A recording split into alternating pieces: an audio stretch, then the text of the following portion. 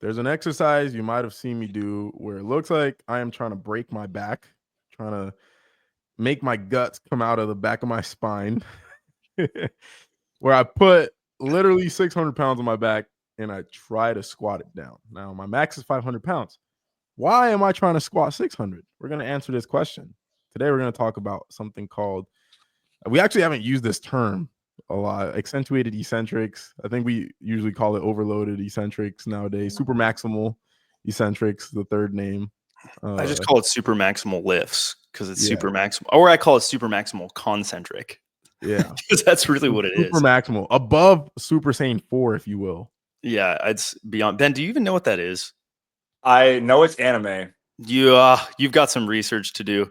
You have some homework, required homework. Also, I'm watching Demon Slayer season 5 right now, and it's so glorious. Isaiah, I know you don't watch Demon Slayer, but you should. To all my anime nerds out there, dude, it's all about training and improving. It should be a requirement that if you want to be great at something, you have to watch Dragon Ball Z the whole way through, including fillers. At dunk camp, isn't there like 1,200 episodes or something like that? No, that's like One Piece. Oh, okay.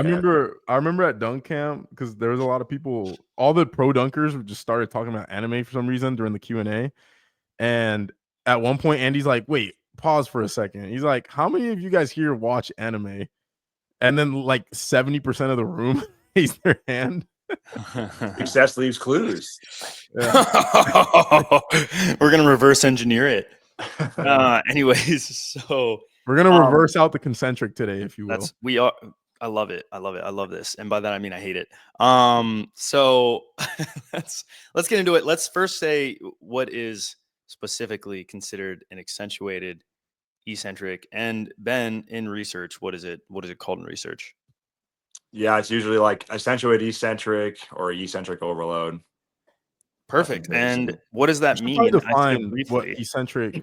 Remember, a lot of the guys out here don't know anything about anything. Before I even do that, I'm just going to say this. Eccentric training is so important for getting more explosive. It's probably one of the largest determinants of your success as an explosive power athlete. That's how important eccentric strength is. If you don't have eccentric strength, you're probably a dog shit slob athlete, and developing eccentric strength will make you not a dog shit slob athlete. And better athletes have better eccentric strength. So and I just want to say all of that. Before we forget, if you don't want to be a dog poop athlete that wants to do eccentric training, trying to swear less, go to THPStrength.com. We currently have a Black Friday deal. I think at the time of this writing, all our spots are going to be filled up. So you're stuck with just a 50% discount. Yeah, go to the website and check it out. All right. Anyways, we always forget to plug THP at the yeah, we do. But what that means, eccentric means it is the muscle lengthening. The muscle fascicle is lengthening, or the muscular tendon is. This is maybe where it gets a little bit different. Actually, Ben, I want to hear what your thoughts are on this. So what I was taught in school is that there was no such thing as like winding theory, which winding theory now is like the musculotendinous unit is lengthening, but whether it's the muscle or the tendon is like debated depending on the context of the exercise. So in research now, do they delineate between this, or is it just like the fascicle is lengthening, or is it the musculotendinous unit? Like the eccentric action itself? Yeah, like when they talk about, do they say eccentric muscle action research, or what do they typically say? So usually it's kind of more well accepted that it's like the MTU is lengthening. So it's like the muscle and the tendon together is lengthening, or one or the other. It's just like an eccentric action of the MTU. So that's what I started to say is like it's an eccentric joint action, because it's hard to actually delineate whether it's the muscle fascicle, meaning the contractile component, or the tendon. You would need an MRI, ultrasound, probes on it to tell. And even then, there's still limitations. Like, to my understanding, ultrasound only does the surface of it. And you can't really see if it's you definitely can't say if it's the fibril or it's the actual fascicle sliding by each other. I mean, you would need microscopic lenses to be able to tell. And from what I've seen, they do it outside the body's in vivo. Is that right? In vivo. And then in vitro is like the petri dish. Yeah. Yeah. Okay. So it's like, but it's not humans. Usually it's like a rat or something like that, like a rat Achilles tendon or something ridiculous.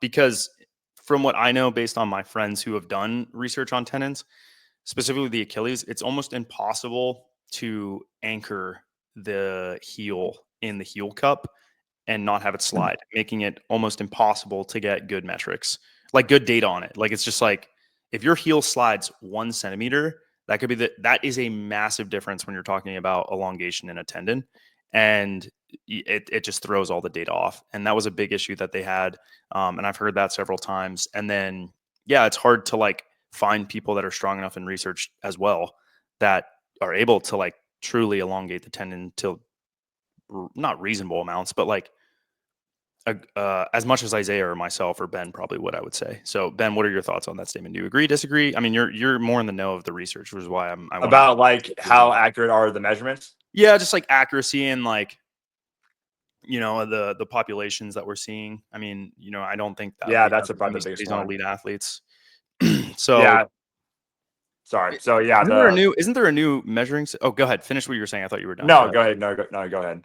Isn't there a new measuring system? Like my friend Gasper was saying that they have a new kind of MRI technique to see the difference in tendon length, but I'm not sure. Yeah, I'm also blanking on that one. I tried to look that up because I listened to that podcast and I tried to look that up, but so far I've just seen they usually use an ultrasound probe and they just like look at the muscle fascicle and the tendon aponeurosis, which is a continuation of the tendon within the muscle. Like that's where the actual muscle attaches to the tendon. Like that's how it pulls on the tendon.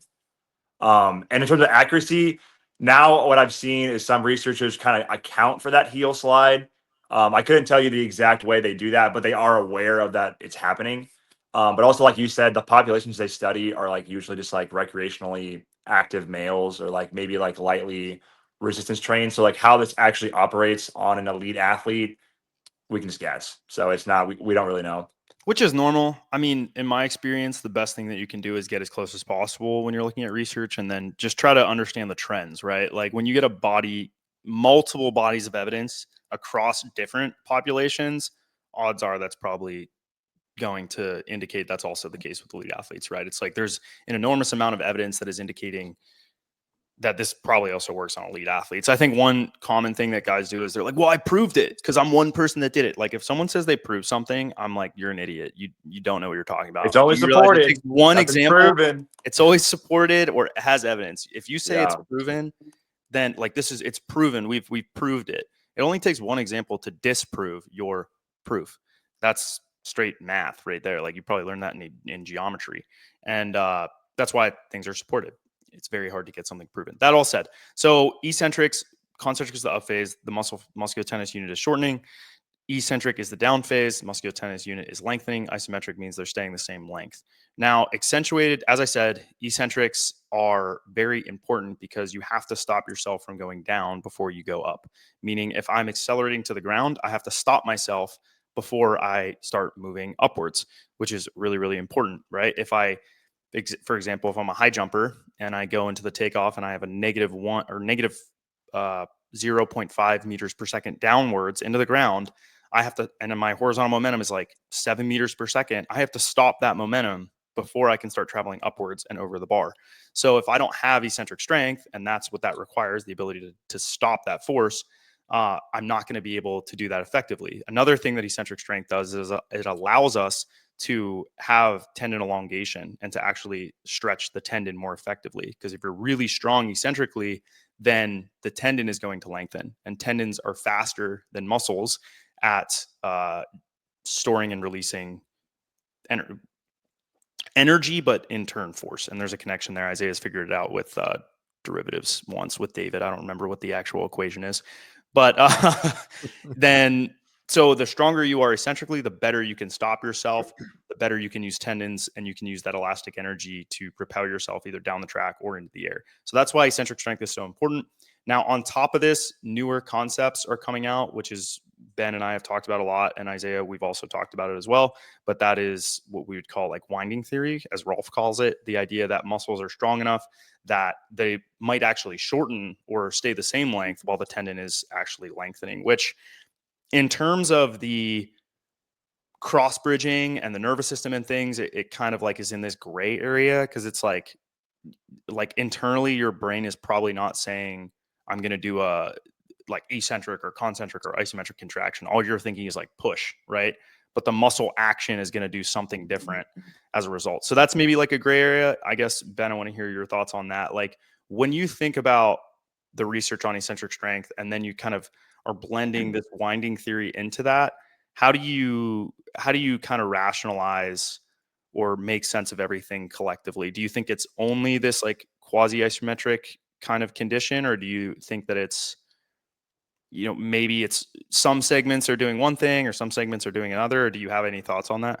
Yeah, so we'll first tackle the filament winding theory. That has to deal with titin, which is this protein in your cross bridges. It attaches to the Z disc of the sarcomere and myosin, or the M line of myosin. And in the presence of calcium ions, which is what happens when you're contracting your muscles, like your muscles need calcium ions to like initiate contraction, this titin will bind, one of its segments, the N2A segment specifically, will bind to actin. And as you go through that eccentric contraction, if this is actin and this is myosin, and actin's being pulled away from myosin and titin's kind of in the middle, it will stretch titin.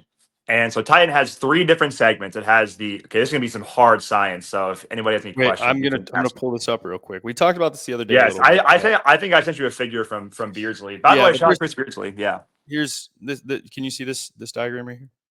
Yeah. So the little dot is the N2A segment. That's what binds to actin in the presence of calcium ions. Right and here. the segment we want to stretch is that yellow segment. That's the PEVK segment of which titin. Is this image right here. Yep. Right? Yep. So we want to. So that's the segment of titin that has kind of like those elastic properties that can act like stiff, like that can be stiff and store and release elastic energy. And the other segment on to the left, which you can't really see, is the IG domain. And we don't really care about that one. Like that's just more just like really stretchy. Doesn't really store a lot of elastic energy. So we want to stretch the PEVK segment, and we have to do that through basically having a lot of muscular activity. So that can be with the supermaximal eccentrics like we talked about, or it can be with like a fast eccentric, like you might see in like Apply or anything. Right. So anyway, here's elastic I band region stretching, right? Is this where I can even see that. Located? Oh, you can't. Can you see this? Barely, but yeah, essentially, sure.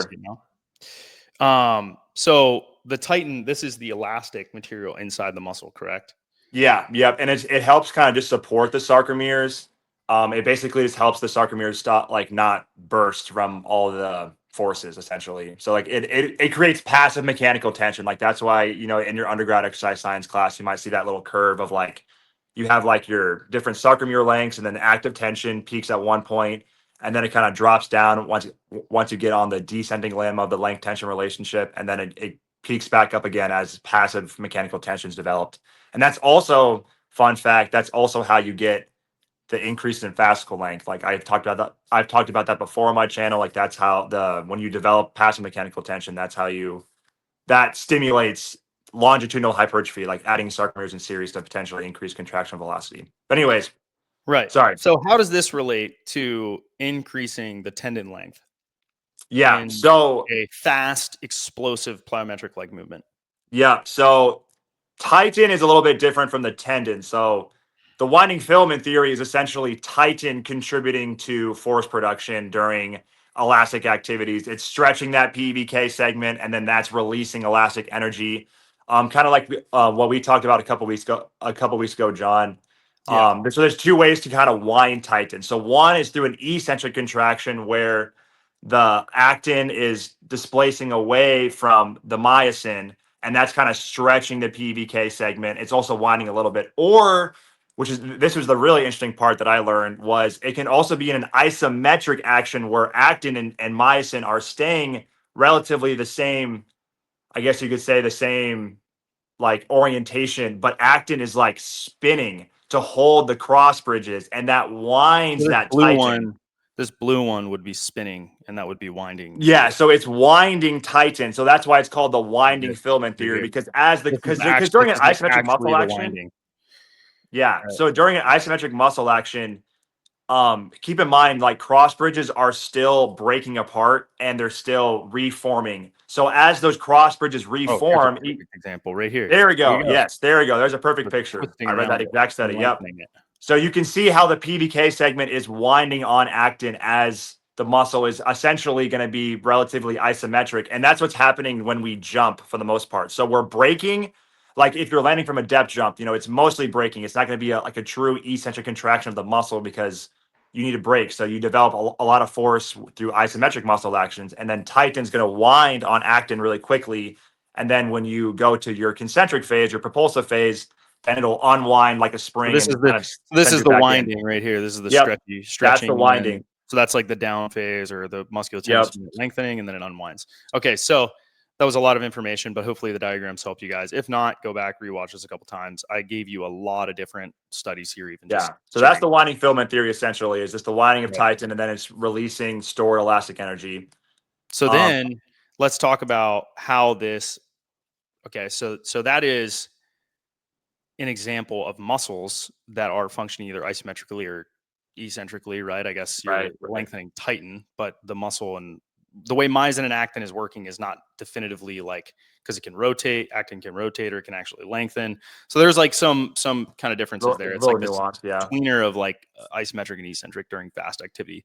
But when it comes to actually understanding what makes the tendon lengthen, do you know, or do you have any ideas? I want to hear your thoughts on this, that like what specifically is going to get the tendon to lengthen? Is it force? Is it velocity? Is it the combo of both? What do you think? What do you think? Combo of both. So it's essentially to get the tendon to lengthen, the muscle has to stay relatively the same length. So you need a high force or high velocity, which can create a high force. Like once you like touch down your plant leg on a 2-foot jump or if you jump off a box like that. All right, we're twisting, actin's rotating around, it's stretching. Yeah, well, that's Titan though. That's not necessarily. No, I know that, but it is possible that is happening. Right? Yes. So you're kind of getting a 2-for-1 combo because you're getting the. But I'm saying you're getting the SEC, your series elastic component, and then Titan's kind of the PEC. Exactly right. Which, by the way, in evidence, the SEC is by far more contributing. Yeah,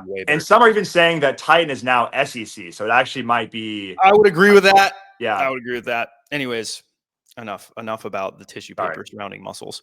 Let's so the muscles functioning eccentrically, isometrically, whatever. One of the two, you think, right? Or is it mostly let me here, maybe this is a more clear, concise question. Do you think that during a fast movement, like sprinting in the gastroc and soleus, that you're getting this winding to happen in the muscle and the tendon is lengthening as a result, mostly? That's what I think as well. All right, so let me ask you this. In Isaiah jumping, do you think that his quad at touchdown is mostly winding, or do you think that it's like actually lengthening? I think it's winding for like 90% of it. So like you're coming in with a high speed, you're hitting the heel on the ground of the plant leg.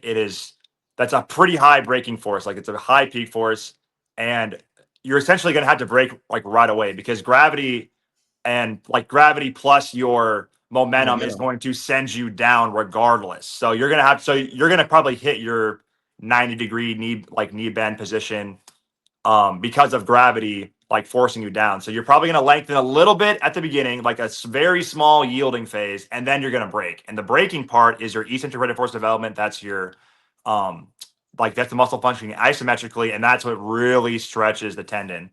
Okay, so here's my next question.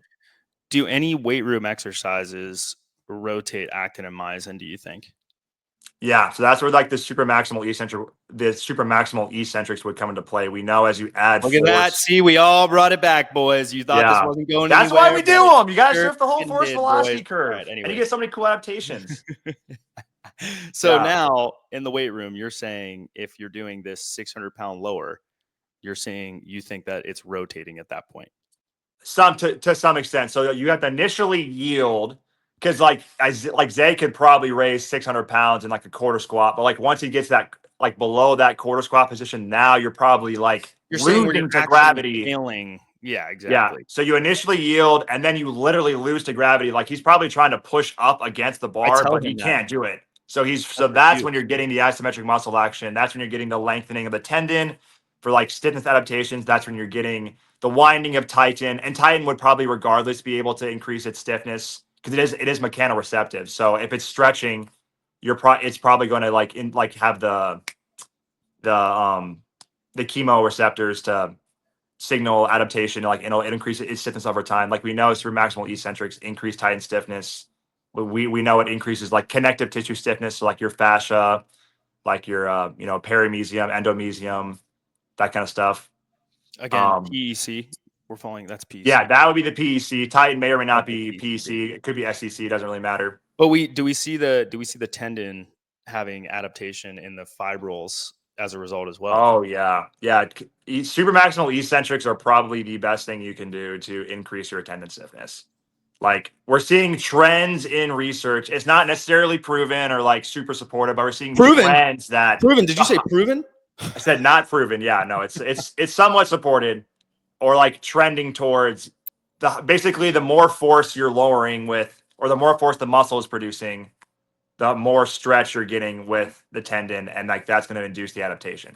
Shoot, even anecdotally, we like every time we put someone through a cycle of supermaximal eccentrics, jump higher. Like it feels. I feel like I respond similarly to that as when I do plyos as well. Like it feels specific, and we see it improving vertical. And they jump higher, and they also I personally found that it's really helped my tendon health. Like I can lower a heavy ass weight. Yes. And my tendons feel like I remember the first eccentric cycle I did with you guys way back when, like 4 or 5 months into training. I was like, man, my tendons feel great, even though like the workout sucked because it was like lowering 120% of my max, but it was like, but my tendons felt really good. That helps because you're getting that stiffness adaptation. Yeah, I saw the same thing because when I did it last year, I mean, I've been dealing with tendinopathy at the greatest trochanter for 4 years now, and every time I've ever done a cycle of super maximal eccentrics, it feels great. Like I think the caveat is like during it fucking hurts. And then like the next day, like during it hurts, and you're like, I'm really doing damage here. Well, second caveat is you can't go in it really messed up either. Yes, and like if you can't even handle regular squatting, it might make your tendon worse. But if you're at that kind of tweener spot of like like 2 or 3 out of 10 you're healthy enough to train. If you're healthy enough to train and jump, like I think it can help. And the last one would be okay. As an addition to that is if you're jumping and you're in pain. Yeah, this is probably not going to get you to like getting pain free in my experience. Like this is like to get you more robust when you're already pretty robust. Yeah. But if you're not even robust and you're like, oh, well, I'm going to go from injured to robust doing this. In my experience, it just pisses the tendon off internally. You can make the argument that just squatting heavy in general, it's good. Will be good for your tendon if you're past a certain point in terms of tendon health. That's true as well. So I think we talked about, these heavy, controlled lowers at 600 pounds. So let's take this a step further. Let's say that we're doing, Isaiah, you did this with me, the jump, we do a jump into a clean pull, into a hang power clean, right? So now the bar's kind of oscillating up and down, high velocities, moving a great distance. Or the squats with the fast drop, like where you like.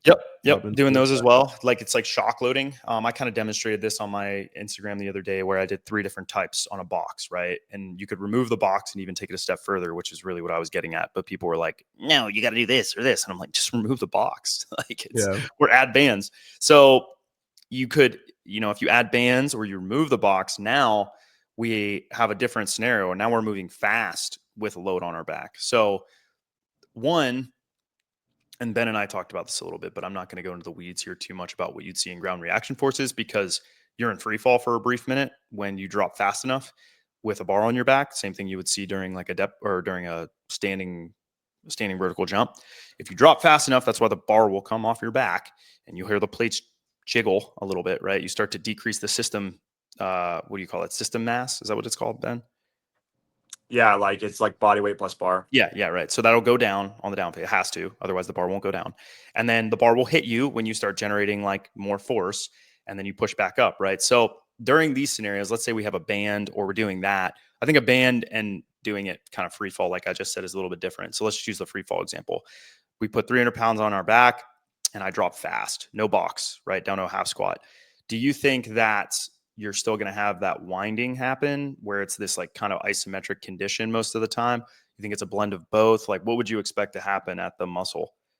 Yeah, so like once you hit the ground, you might have like a little bit of yielding. So like that's where you get like that true muscle eccentric contraction. You're And saying then as you actin is break, like actin and myosin are crawling apart from each other. yeah, Versus crawling like apart. actually And then pushing down. eventually you get to break with the weight, obviously, to reverse out. So like that's where you're getting the isometric muscle action, the further winding of tighten. So you can get tighten adaptation from that. And the reason why I also like to use the load specifically, because like I know people will be like, well, why don't you just use plyos? Like you could just do a depth jump and get the same adaptation. But we also know when you add external load to the body, almost always your rate of force development will go up in the concentric phase, and you also just have it's and because it's slightly slower, you get better sensations, and that seems to drive a lot more adaptation by doing like a fast drop squat to a jump or like a jump to a hang power clean. Like you just sensationally you feel more because it's slightly slower, and that seems to drive more adaptation. So I think too, it's the joint angles are like you're going to get more stretching.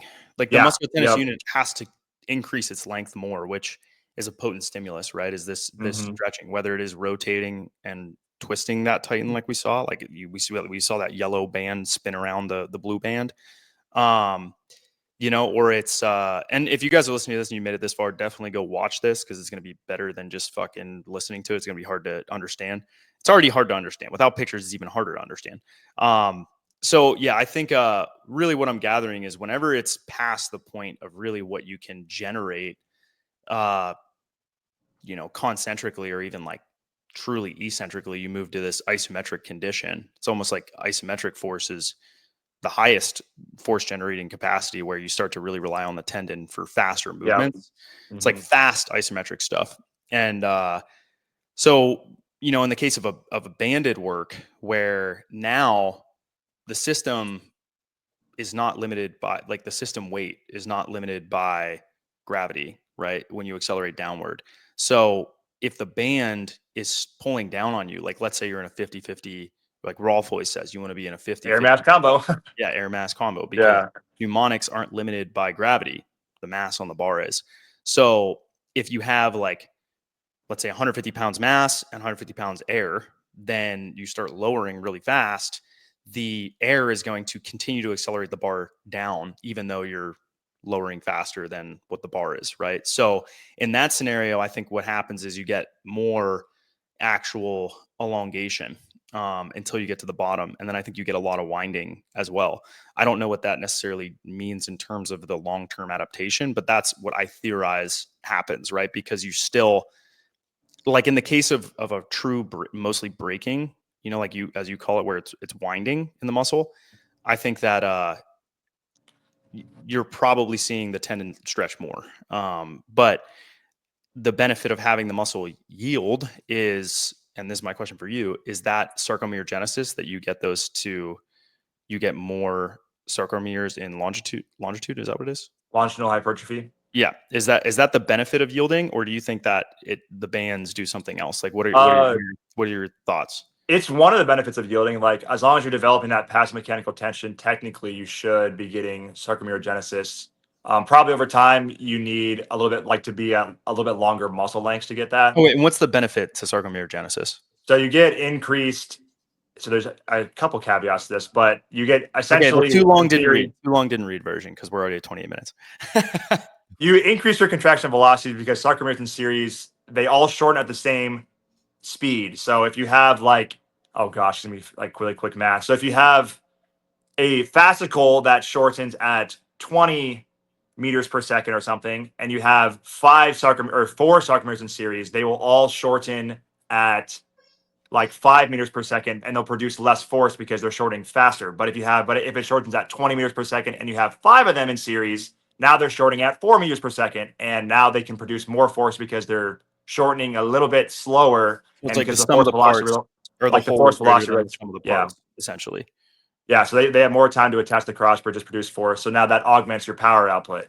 So that's why you want to increase your fascicle length. But I like that simple math: 20 divided by 5 or 20 divided by 4.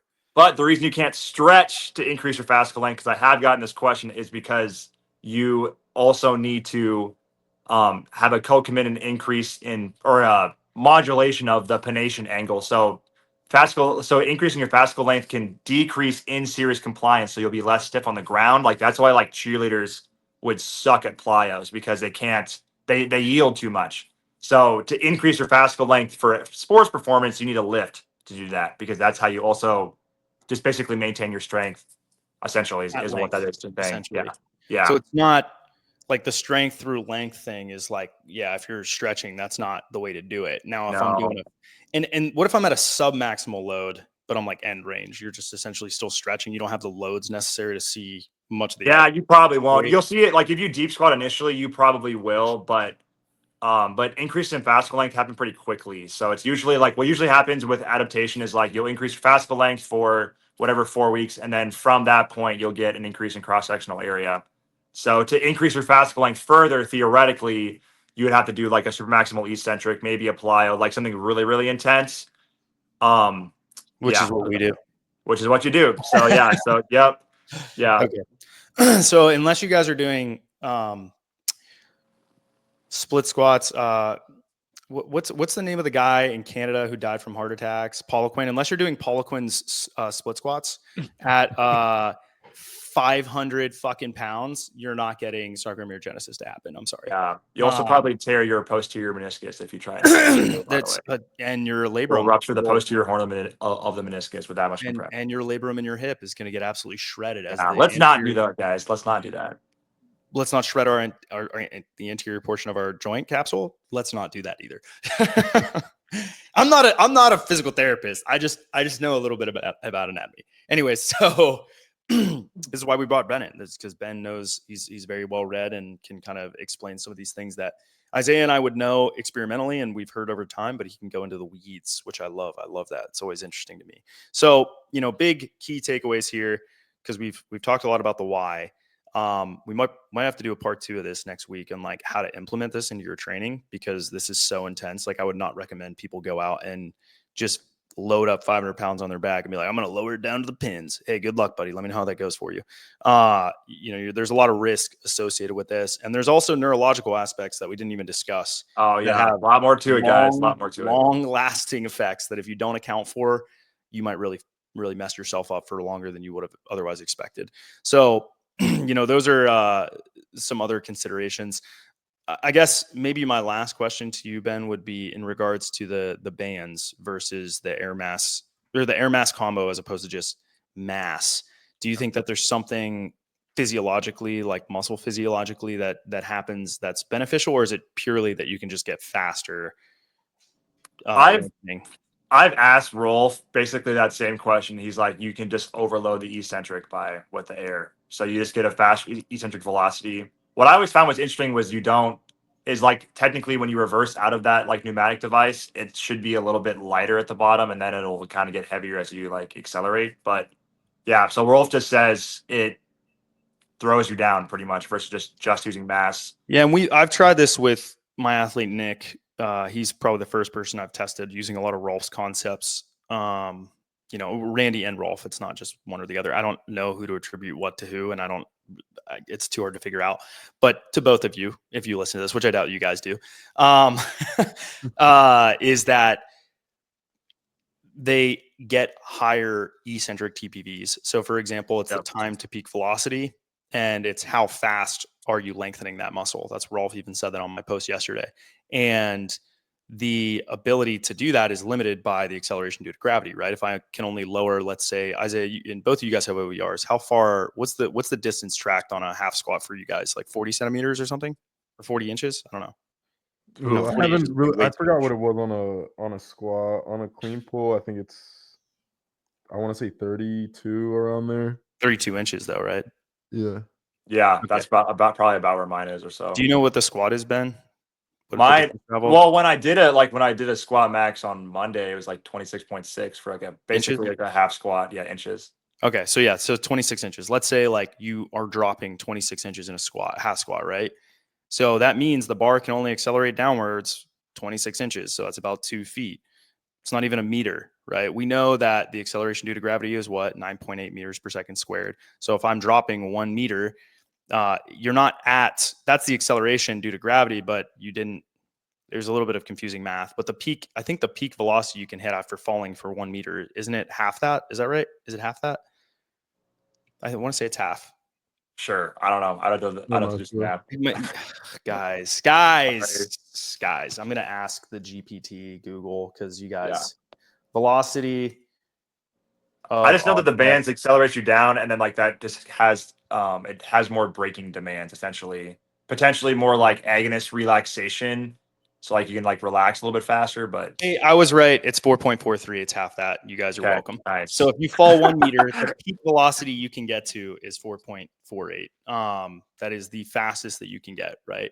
So what the band lets you do is it allows you to accelerate faster than gravity, right? Because it's not limited. It is an additional different type of acceleration. It's not mass based. That's the same thing with mnemonics. That's the benefit. So you can get higher, as Ben just said, eccentric TPVs. That's the beauty of it. So that's another way to do it. We're going to get into that a different time, but it is related because. Yo, imagine doing depth jumps with the belt squat. Oh, wait. You saying the bands made me think of it. Like, what if you put the belt squat on, get on a box, and then just like boom? Or what if you like grab bands and hop off a box, and then you like let the bands go like before you amortize?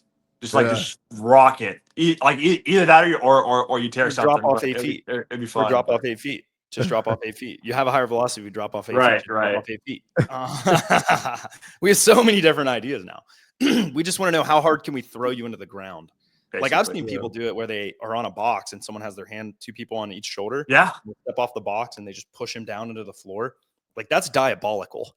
When people say diabolical, that is truly diabolical. I'll give you guys one more example of this. There's this evil device called the K-Box. Now, this evil device, Ben, have you used the K-Box before? I have not, but I know what it is. Have you used the flywheel before at all? No. All right. So let me tell you about this diabolical evil device. So there's these spheres on it. They look like fucking blades you would have seen out of some medieval movie or video game, right? Like God of War. And you put these mass on this thing and it spins up. Okay. So one day, my brilliant idea is to figure out how to get, and it gave you metrics. It would tell you newtons. It would say eccentric rate of force development. It'd give you eccentric force. And I was like, why am I doing these squats and I'm not getting higher metrics on this? How do I max it out? So I have the brilliant idea to get all of the interns around and I want to get on this device in a half squat. And if you generate, someone holds the wheel, the number one way you can get a higher force eccentrically is if you preload the wheel by generating isometric force and then they let go of the wheel. So now you're able to generate more force because the initial force when they let go of the wheel is quite high because I've had 5 seconds to generate force and push up. So let go of the wheel. And then my job is to, in a quarter squat, stop all the energy that I generated across a half squat in a quarter squat. So now I'm asked to, yield across very small distance with a lot of generated momentum, right? It's kind of like a depth jump. So then I'm like, all right, well, how do we do this even more intense? And they're like, well, let's put more wheels on. And then what we'll do is we'll have someone grab your back and they're going to pull you upwards with the wheels. So now I'm adding momentum and I'm adding velocity. So now they're holding onto my back. I'm doing a pre-tension isometric and they're pulling me upwards. And my job is to stop all of that momentum immediately in a quarter squat. That fucks up my knee. But I'm like, let's take it a step further. So then I remember this and it was the most shocking, painful shit I've ever done. The goal was to do that, but then not only stop it, but to stand up. So as the wheel is pulling me down, I was asked to stand up and resist and then do like a quarter rhythm squat until it ran out of energy. The wheel ran out of energy.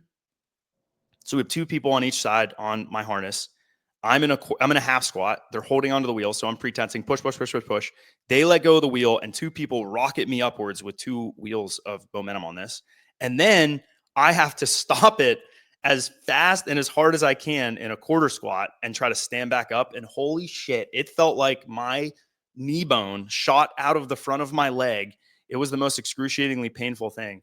But I'll tell you what, the eccentric forces on that were fucking insane. Like it was like double what we'd ever seen anyone get on the K-Box in eccentric forces.